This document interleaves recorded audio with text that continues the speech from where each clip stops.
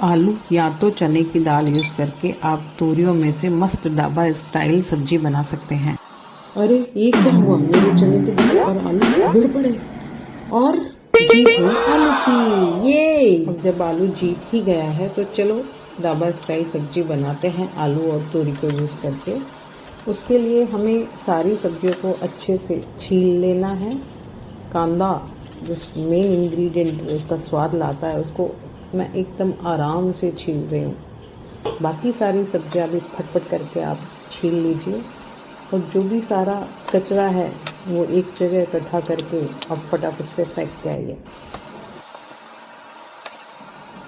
और अब हर एक सब्जी आराम से प्यार से धोइए, उसको पानी में से अच्छे से धोना है क्योंकि आजकल बहुत फर्टिलाइज़र्स लगे हुए होते हैं।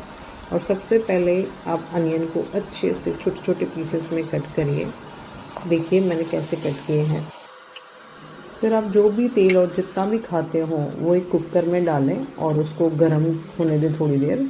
और फिर गरम मसाला डाल दें सबसे पहले और फिर ये अनियन सारे अनियन डाल के बस डाल देना है, घुमाना नहीं है। बस अब आप इस प्याज को ढक के गैस कम आंच पे करके और अपनी सब्जी कट करिए। तूरी सबसे पहले कट करेंगे और फिर आलू कैसे कट करने हैं, थोड़े उसके बड़े टुकड़े रखने हैं, उसकी बड़ी अच्छी टेस्ट होती है।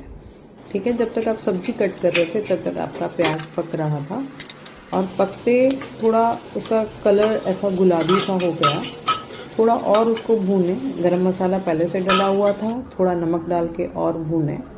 कुछ ऐसा कलर होने के बाद आप उसमें आलू बड़े प्यार से आलू सारे टुकड़े जो थे वो डालिए और उसको भी थोड़ी देर भुनने दीजिए।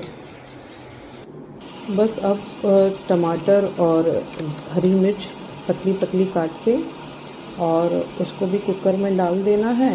उसके साथ आपके जो भी बेसिक मसाले हैं, हल्दी मिर्च धनिया, उसके साथ थोड़ा सा पानी डाल के आप कुकर को बंद करेंगे और एक सीटी आने देंगे।